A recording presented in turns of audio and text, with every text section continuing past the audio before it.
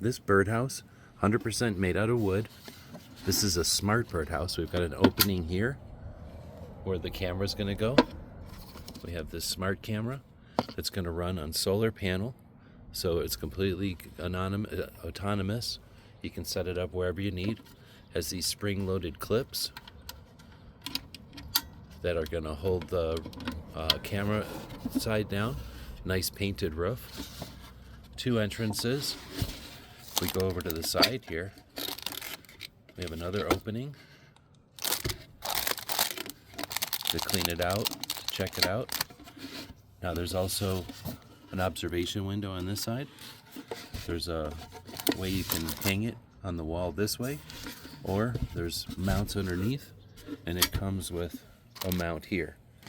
There's a pattern so that you don't have to worry about where to drill. You can set it up completely ahead of time. Everything you need.